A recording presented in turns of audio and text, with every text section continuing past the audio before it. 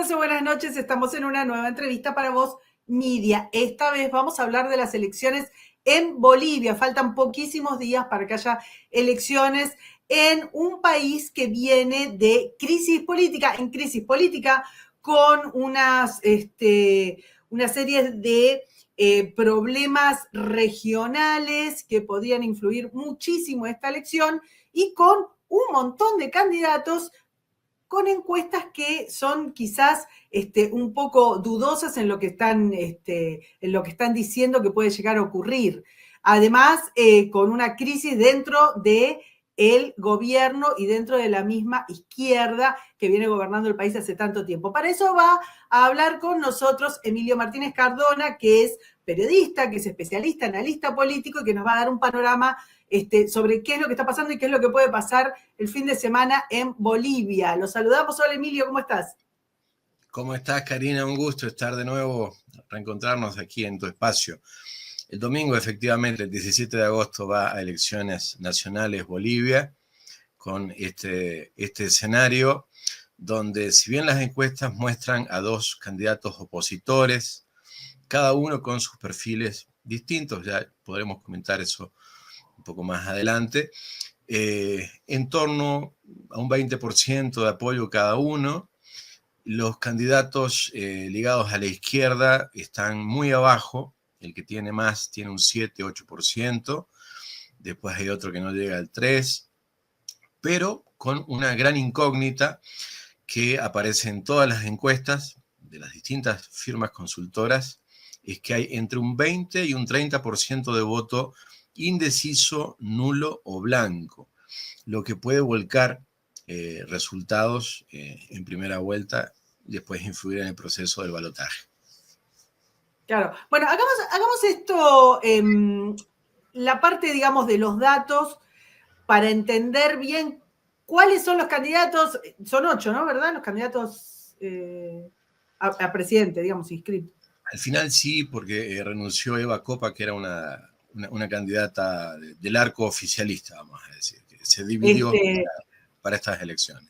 Hablemos del perfil de los que, digamos, mejor posicionados están y un poquito de su historia. ¿Quiénes son estos personajes que podrían llegar a quedarse con la presidencia de Bolivia? Bueno, a la cabeza de las encuestas aparecen punteando dos personajes que son Samuel Doria Medina y Tuto Jorge Quiroga. La mayoría de las encuestas le da a Doria Medina como 1,5 puntos encima de Tuto, en alguna es al revés, pero todo está dentro del margen de error, que suele ser del 3,5% aproximadamente. Entonces están realmente los dos en un empate técnico, cabeza a cabeza, por media nariz alguno, sobresaliendo, y les dan las encuestas más o menos entre 20 a 23% a cada uno. Se mueven en ese margen, ¿no? Tenemos por un lado Samuel Doria Medina, es un político y empresario que es además vicepresidente de la Internacional Socialista. Si bien aquí ha fungido de opositor, es un amigo de Pedro Sánchez en España, ¿no? Para que nos ubiquemos un poco. Empezó él siendo ministro político en el gobierno del MIR en los 90s, y después de ese paso por el gobierno empieza a hacer fortuna, empieza a hacer empresa. Ha hecho algunas empresas interesantes. Yo creo que hay un desarrollo empresarial genuino, sí, que ha logrado Doria Medina, pero él siempre se ha ubicado, incluso cuando sale del MIR y crea su propio partido, siempre se definió de centro izquierda. Y ahora en estas elecciones, como eso no le resultaba tan funcional, tan útil, exactamente, se ha definido como de extremo centro. Bueno, ese es entonces Samuel Doria Medina, uno de los que puntea, y tenemos a Tuto Quiroga, que es un expresidente, fue presidente de Bolivia, electo vicepresidente junto con Hugo Banzer. Hugo Banzer fallece por su, bueno, un problema oncológico que sabemos que tuvo, y asume Tuto Quiroga. Él estuvo entonces un año, año y medio en el poder, donde sí, en ese breve lapso, tuvo un estilo, digamos, de modernizador de la administración pública. Luego fue el gran contendor contra Evo Morales en las elecciones del 2005, que perdió en ese momento, con una buena votación, ¿sí? De un 28-29% que tuvo en ese momento. Ha sido opositor todos estos años. Samuel también. A cada uno de ellos hay quienes les pueden endilgar haber tenido algún momento o gesto de funcionalidad hacia el régimen masista. No hay vírgenes en ese sentido en la oposición boliviana. Pero bueno, Tuto se ha mantenido siempre jugando en un nivel internacional, por ejemplo, siempre apoyando a María Corina Machado en Venezuela.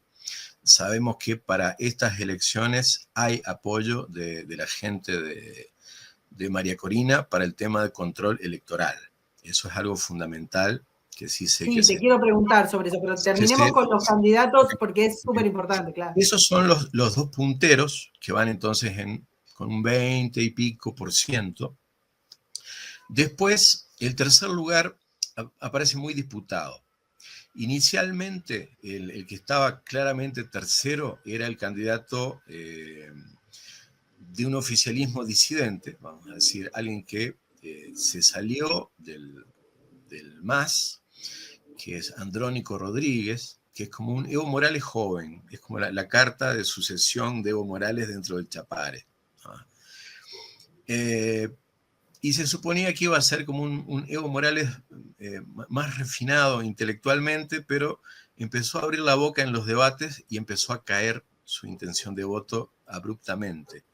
Entonces, de ese 14-15% que tenía inicialmente, actualmente las encuestas le dan entre 7 y 8%.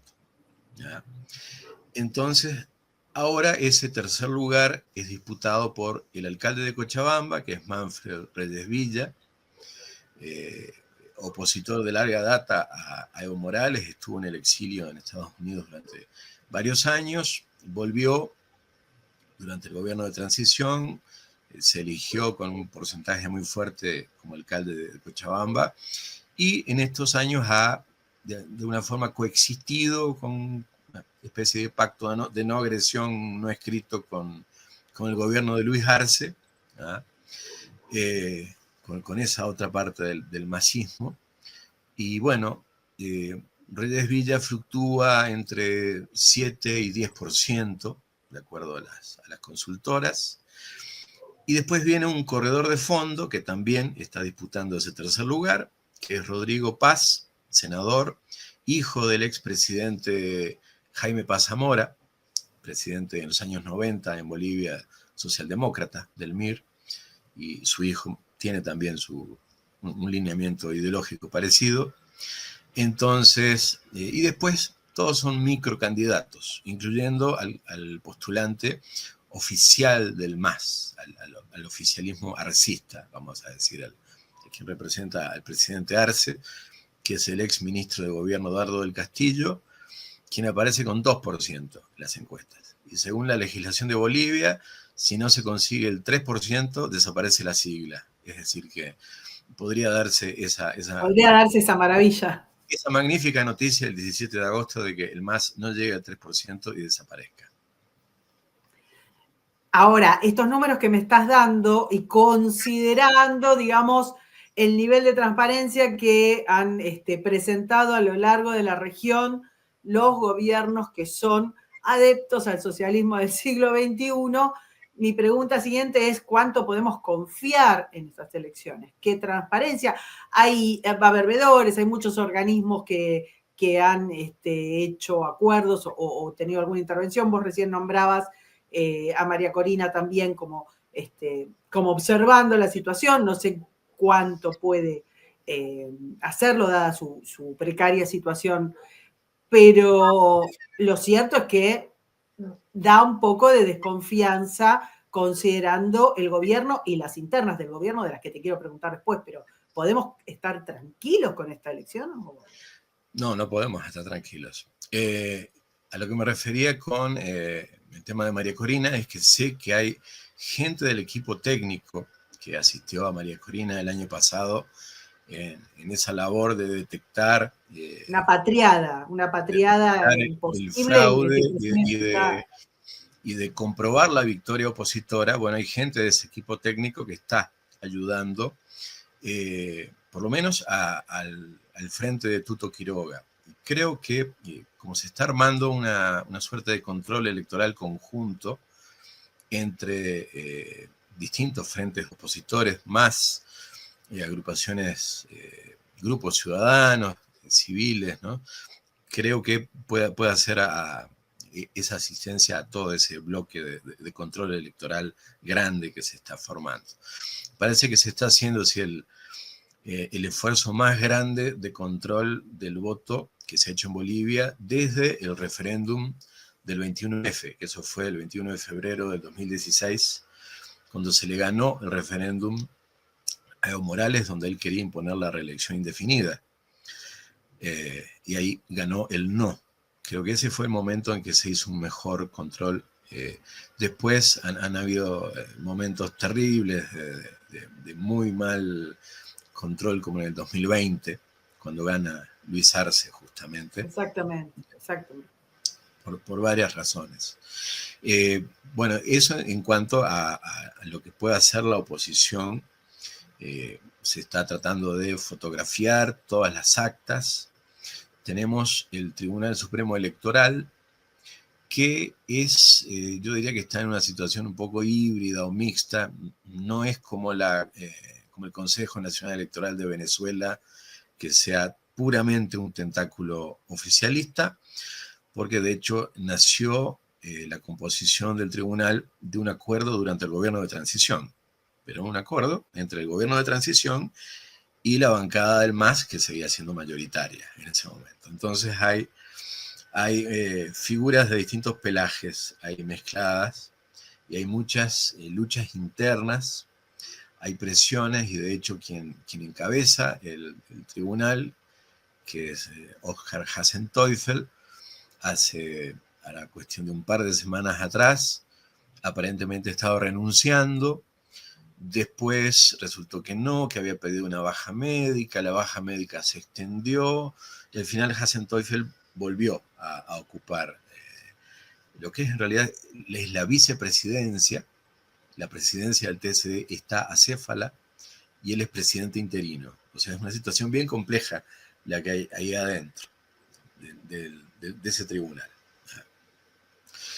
Y un punto importante para el tema de la transparencia va a ser la transmisión rápida de resultados, lo que se llamaba en el 2019 el TREP, que fue lo que permitió detectar el fraude que se estaba haciendo, cuando hubo un cambio muy, muy drástico, un cambio estadístico en la tendencia que venía dando esa transmisión rápida de resultados. Entonces, este año va a haber otro sistema, ya no se llama TREP, y hay discusión en torno al punto de que el TSE dice que el TREP solo va a transmitir números, las cifras de cada mesa, pero no va a haber transmisión de la imagen del acta.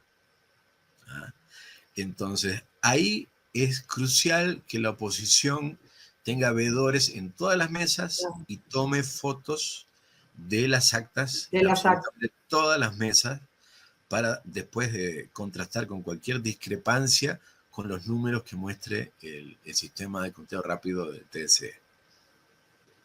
Hay hay un tema que no podemos soslayar, y es la guerra civil dentro del masismo que ha asignado los últimos años en Bolivia, esta especie de situación absolutamente anómala en la cual Evo Morales ha estado digamos, con unas órdenes de arresto, pero sobre las que no se podía avanzar, con bloqueos que han producido una serie enorme de dificultades económicas y logísticas en Bolivia, y con esta guerra, insisto, entre el presidente Arce y el expresidente Evo Morales, que de alguna manera posiblemente hayan volcado un poco la opinión pública. Entonces, y conversábamos recién detrás de cámaras que Evo Morales acaba de declarar, o ha declarado recientemente, que Arce estaría gestionando su huida a Venezuela luego de estas elecciones.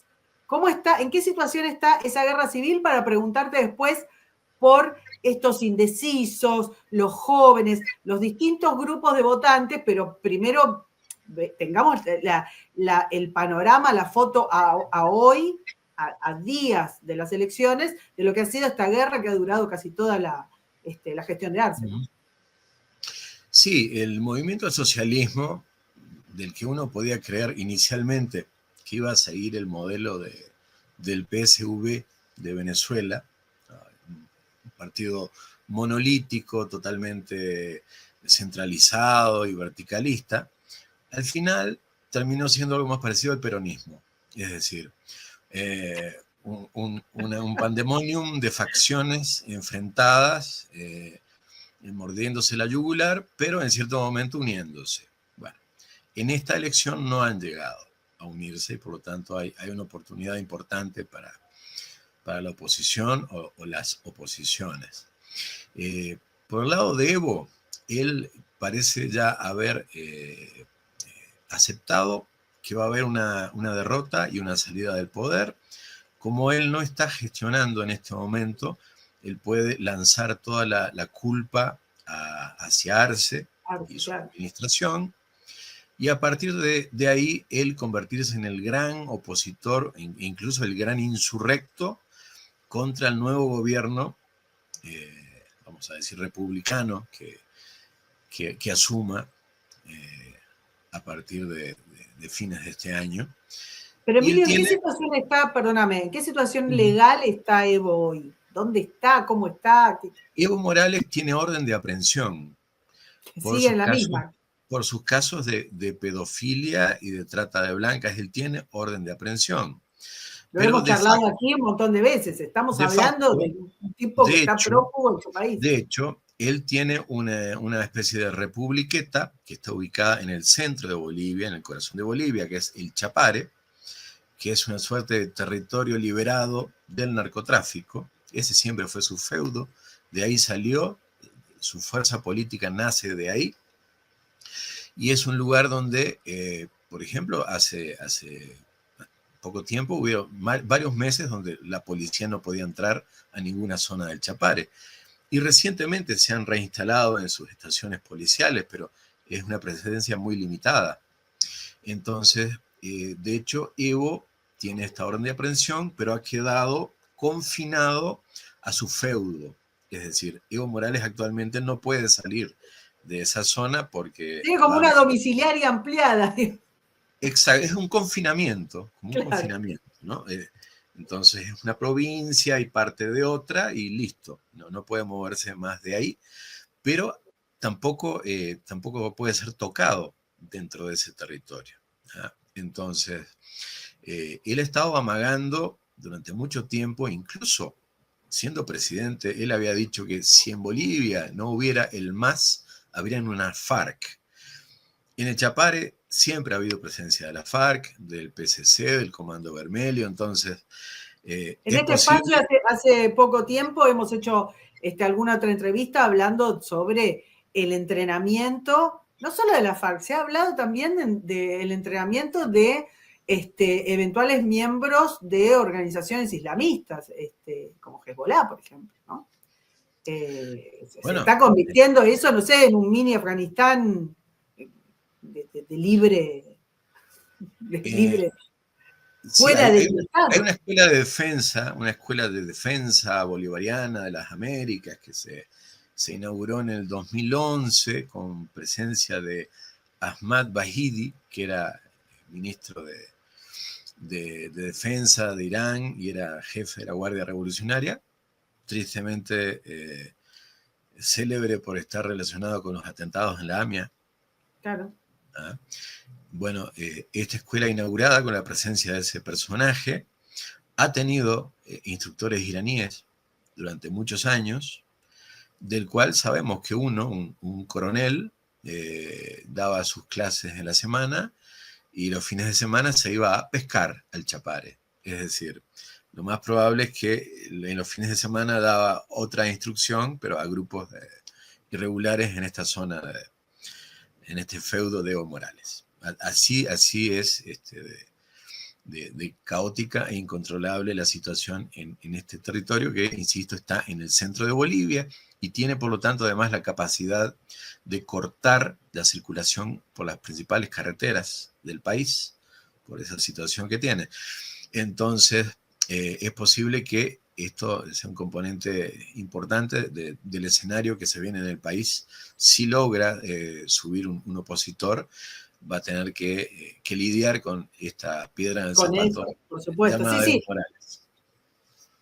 Sigamos, te corrí de tema preguntándote por Evo. Estábamos en esta guerra entre Arce y Evo. Volvamos a esta guerra y a la situación de Arce. Ya me comentaste a grandes rasgos cómo está Evo, para después preguntarte si efectivamente, un poco por los votantes y un poco qué posibilidades tiene un gobernante Sí. que no pertenezca a esta, iba a decir una palabra no conveniente, que no pertenezca a esta organización criminal que pueda enfrentar semejante caos, ¿no?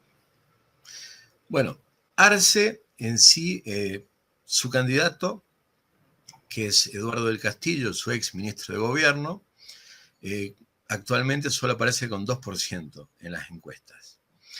Y según la legislación boliviana, un partido que no alcance el 3% pierde su personalidad jurídica, es decir, que podríamos estar atestiguando a partir del 17 de agosto la evaporación jurídica del movimiento al socialismo, que creo que sería una buena noticia para Bolivia. Ahora, hay este otro candidato, que es Andrónico Rodríguez, que era el que iba tercero, ahora parece caer al cuarto o quinto lugar, que es el que podría tener una chance de hacer algo. Bueno, Arce puede tener tal vez la tentación de apoyar a este candidato con votos fantasmas. Sabemos que han habido en las elecciones anteriores, en varias elecciones anteriores, ese caudal, pero en proporciones, digamos, de 6%, 5, 6%, tal vez los cálculos más aventurados hablan de un 8%, lo que en este caso no serviría de mucho. Es decir, para hacer ganar a ese candidato en primera vuelta, tendrían que sumarle a su apoyo real por lo menos unos 30 puntos. Es decir, tienen que hacer un fraude a lo Maduro. Claro. Lo Nicolás Maduro. Eso sería para hacerlo ganar en primera vuelta. Es decir, con 40% y 10 puntos encima del segundo. Un fraude más moderado sería agregarle tal vez unos 20 puntos. También es un fraude enorme para hacerlo entrar en el balotaje, ¿ah? Para ponerlo segundo. Igual es un fraude muy grande. Y tal vez que esa es una de mis hipótesis, con un fraude más similar al que se ha hecho en elecciones anteriores, tal vez de hasta un 10%, se lo podría consolidar en un tercero fuerte. En un tercer lugar fuerte, digamos, con 15, 18%, y que de alguna forma este candidato masista se convierta en el árbitro de la segunda vuelta. Es decir, ellos decidir cuál de los dos opositores es el que accede a la presidencia. Eso obviamente sería contra pactos de impunidad, algunas cuotas en el gobierno. Entonces, esa es la hipótesis de la salida pactada, a la que creo que hay que ponerle un ojo. Me parece que puede ser la la vía del arcismo, mientras que Evo, insisto, Evo ya está jugado a la solución por la catástrofe, a la derrota total, y de ahí yo lucharé contra la derecha neoliberal Claro. por la vía insurreccional que haga falta. ¿Cómo están los votantes? ¿Cómo está el votante joven que viene padeciendo quizás desde su adolescencia o quizás antes al masismo y sobre todo el caos del último tiempo? ¿Cómo está el votante que no depende, digamos, de la dádiva pública? ¿Cómo está el votante que ha padecido los bloqueos? Hubo un momento, los momentos, digamos, de apogeo de Evo Morales, que la situación quizás era distinta. Pero todos estos años de gran decadencia del MAS, ¿qué han dejado, qué panorama nos han dejado en el votante actual? Bueno, lo primero que hay que decir es que el modelo económico, modelo entre comillas, que aplicó el MAS durante, 20 años, casi 20 años, está totalmente agotado. Es decir, hay una quiebra absoluta, hay una crisis monetaria y cambiaria, está despegando con fuerza la inflación, por lo tanto, esa bonanza que existió, que era debida a los campos gasíferos que descubrieron gobiernos anteriores a Evo Morales y que se vendía al exterior por los acuerdos comerciales también suscritos por gobiernos anteriores a Evo Morales, es decir, el MAS llegó a cosechar lo que otros habían sembrado y lo dilapidó. Bueno, es el caso de muchos gobiernos de estas características, sin ir más lejos el de Argentina, pero la región ha visto eso, ¿no? El momento de mayor bonanza de las commodities fue cuando el socialismo del siglo XXI se hizo con tantos gobiernos.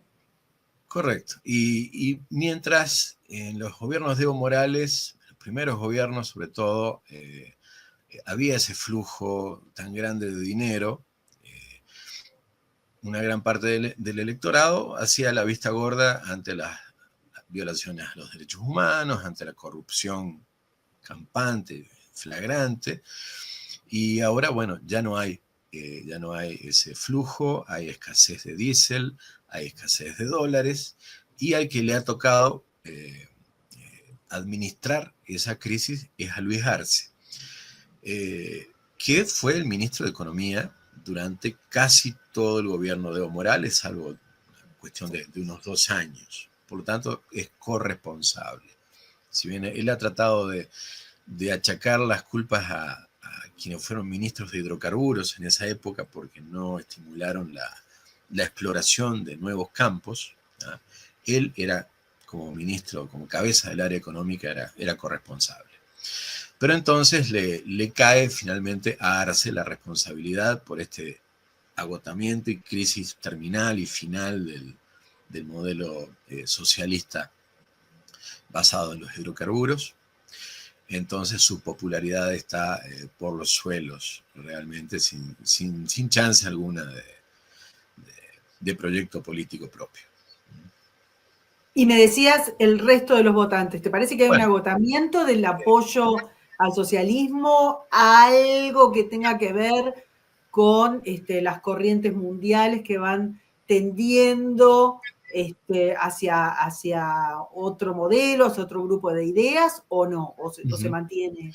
Sí, yo creo que en este momento la palabra socialista se está volviendo un insulto en Bolivia. Sí, creo que ese es un avance interesante. Creo que hay un agotamiento. Es un avance, considerando Bolivia, es un avance, pero gigante. Sí. Hay un agotamiento discursivo, ideológico, cultural grande de la izquierda, que bueno, van a buscar nichos de reciclaje. Lo más evidente es que en torno a Andrónico Rodríguez y ese porcentaje que pueda sacar de 10, 15%, en fin, esa será la izquierda más evidente. Detrás suyo está Álvaro García Linera, ex vicepresidente, ideólogo Otro tristemente célebre. Tristemente célebre, ideólogo marxista, discípulo de Toni Negri. Bueno, en Argentina lo tienen bastante seguido dictando clases, ¿no? Bueno, él es el titiritero que está detrás de Andrónico, o de esa versión de la izquierda que puede tener alguna chance de sobrevivir. Después hay otras posibilidades más camufladas dentro del frente de uno de estos dos candidatos opositores que van punteando, de Samuel Doria Medina, el que decía es vicepresidente de la Internacional Socialista. Hay un par de personajes que claramente impulsan la agenda de la izquierda woke, ¿no? De la nueva izquierda culturalista. Entonces es posible también que algo de la intelectualidad orgánica de izquierda vaya a buscar algún reciclaje por esa ala de la oposición también. Me preguntabas por los jóvenes. El MAS ha gobernado durante 20 años, los últimos 20 años, salvo ese breve interregno del gobierno de transición, que además estuvo asignado por la pandemia. Entonces no conocen los jóvenes prácticamente otra cosa que los gobiernos del MAS, ¿no? Entonces, y se da el hecho de que los dos opositores que van punteando son personajes que vienen del ciclo político anterior al masismo. Entonces, tal vez por eso tampoco están enamorando más indecisos, ¿no? Puede haber algún pequeño fenómeno aquí, no digo que se vayan a volcar los indecisos masivamente, pero viene creciendo este corredor de fondo que te decía que es Rodrigo Paz, que aparecía primero en las encuestas con 4% y ahora ya está con 8 a 10, ¿no? Puede ser que capte algo de ese voto. Es un poco más joven relativamente, creo que está en los 50 años, un poquito menos.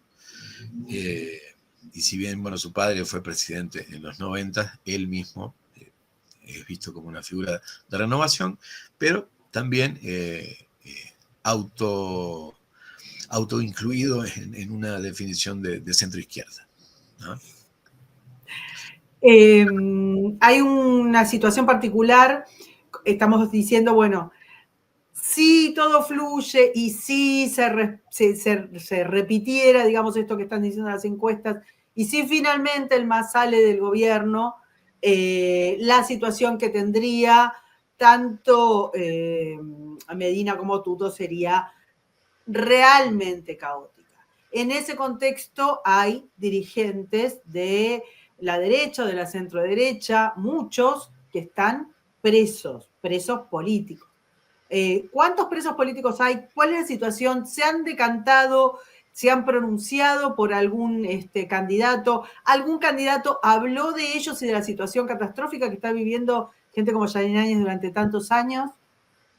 Sí, sí. Se estima que hay entre presos políticos que están efectivamente encarcelados, gente que está con prisión domiciliaria o gente que está con procesos judiciales y la espada de Damocles, sí, que en algún momento podrían ser detenidos, unos 300 actualmente en Bolivia, ¿no? Y bueno, y exiliados pasan largamente los 1.000 exiliados. Los presos políticos más conocidos son Yanine Áñez, que no se ha manifestado en favor de algún candidato. Tenemos a Luis Fernando Camacho, el ex gobernador cruceño, que extrañamente apoya a Doria Medina, un poco contra natura ideológicamente, y ahora voy a comentar algo sobre eso. Y tenemos a Marco Antonio Pumari, que fue el otro gran líder del 2019, del movimiento antifraude, que se ha decantado por Tutto, ¿no? Entonces, lo de Camacho tiene más que ver, algo que ver con sus bases regionales de Santa Cruz, o sea, con el tema de controlar quiénes van en las listas parlamentarias por Santa Cruz de cara a las elecciones del año que viene, de 2026, que son las elecciones regionales, es decir, departamentales y municipales. Y al parecer solo Doria Medina le aseguraba un control total de esas listas en Santa Cruz, y de ahí se da esa alianza extraña, rara, y de hecho hace poco trascendió que Camacho, desde su prisión en Chonchocoro, estaba disintiendo o estaba disgustado con las posiciones que tiene Doria Medina en términos en temas como el aborto, asuntos de género, etcétera, donde claramente Camacho tiene una posición mucho más conservadora, y Doria Medina es más permeable a estos personajes que te decía hace un rato que se le están adosando y que vienen de la agenda woke. Y me decías, tanto en el caso de Medina como en el caso de Tutto, ¿qué posibilidades ves de que, asumiendo, reviertan esta situación tan anómala de tener tantos presos políticos? Más allá de que es interesante lo que estabas comentando, porque sí, la izquierda boliviana, sobre todo, digamos, la parte signada por Evo, le escapó bastante al wokismo por cuestiones propias, digamos, del tipo de izquierda que él estaba representando. Entonces, en cuestiones de género, lo mismo pasó en Perú, en cuestiones de género, en otras cuestiones me digo que le esquivó. En este caso parecería ir yendo como para la Agenda 2030 y una izquierda, si querés, más nueva, una izquierda más de estos últimos años. Pero en ninguno de los casos, digamos, tendría lógica que mantuvieran el sistema opresivo de presos políticos que está manteniendo el masismo, ¿no? Claro, sí, Tutto Quiroga dijo hace pocos días atrás de que hasta, no me acuerdo qué fecha daba, que es inmediatamente a la asunción presidencial, saldrían en libertad todos los presos políticos, ¿no? Hay que ver el tema de la justicia.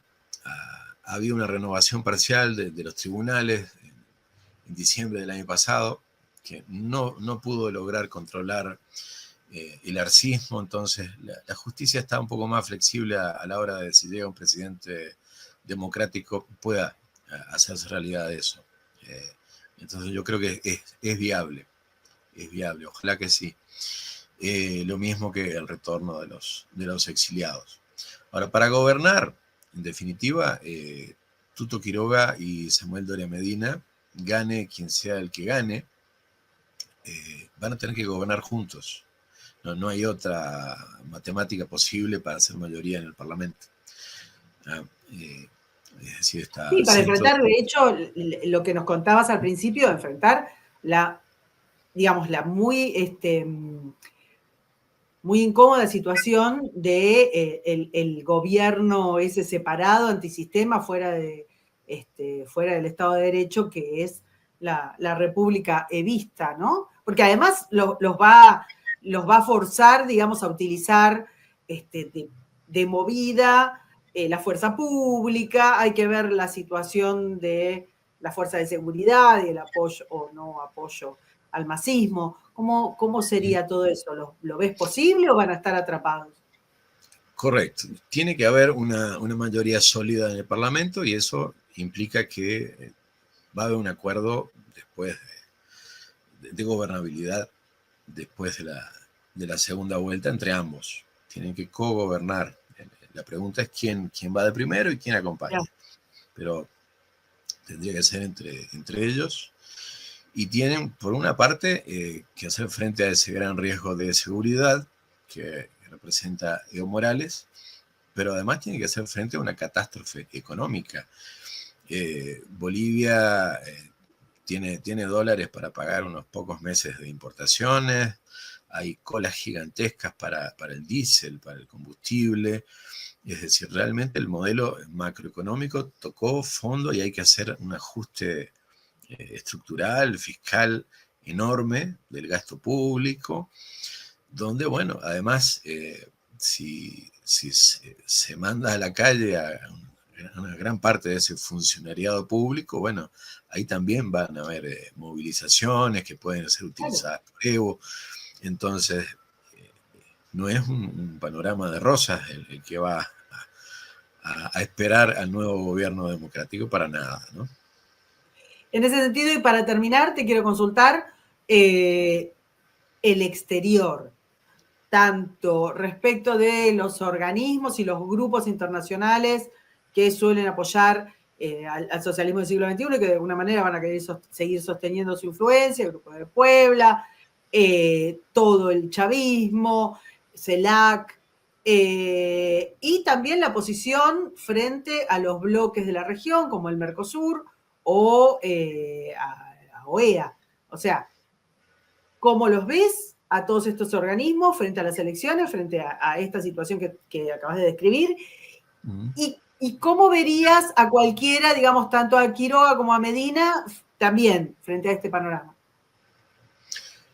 Bueno, yo los he visto bastante descolocados ante esta guerra civil del masismo. Intentaron acercamientos entre el levismo y el arcismo, todo eso quedó en nada. Y el Grupo de Puebla y el Foro de San Pablo, ¿no? Trataron de que no se les escape mucho.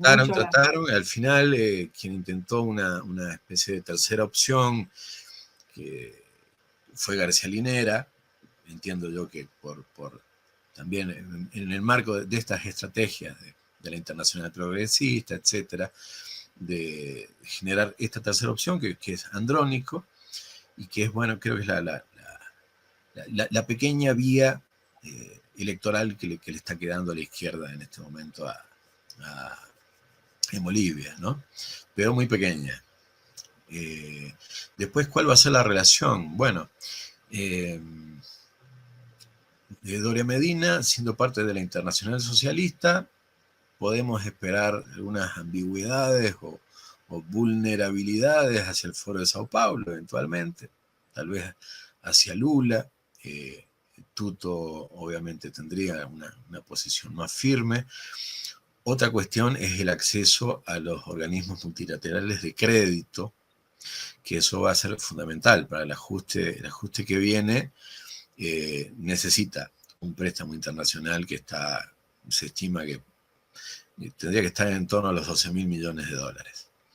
Y en ese sentido, quien tiene un historial que le facilitaría ese acceso es Tuto Quiroga, porque ya en ese gobierno que compartió con Banzer, él fue el que, en los acuerdos con el Club de París, lo que se llamó el HIPIC II, logró el desendeudamiento, es decir, la condonación de la deuda externa boliviana en ese momento, ¿no? Que ese fue otro de los regalitos que recibió Evo Morales en su momento. Recibió un país sin deuda, ¿no? Sin deuda, con grandes campos de gas y con los contratos de exportación ya firmados, ¿no? En la mesa servida. Un par de décadas después, el país no tiene energía. Así es, exactamente. Paradójicamente. Incluso se está hablando de, bueno, ya se importan los combustibles líquidos, pero es posible que en Bolivia, por el camino que va, en algunos pocos años sea importador de gas natural. Es un delirio. Es un delirio. Es absolutamente un delirio. Es la vieja frase de Churchill: si ponemos a los socialistas a administrar el Sahara, va a terminar por escasear la arena. Exactamente. Emilio, te agradezco muchísimo este panorama que nos diste. Bien complejo, vamos a estar muy atentos a lo que pase el fin de semana.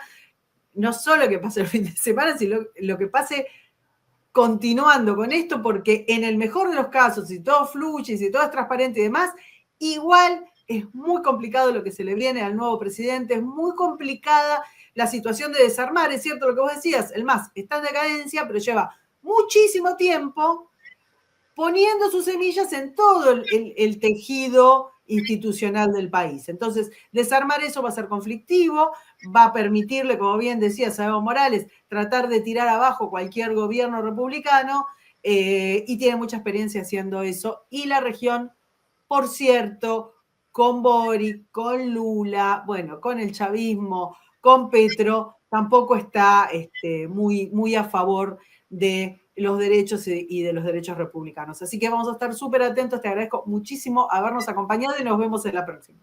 Gracias a vos, Karina. Un gusto. Un abrazo.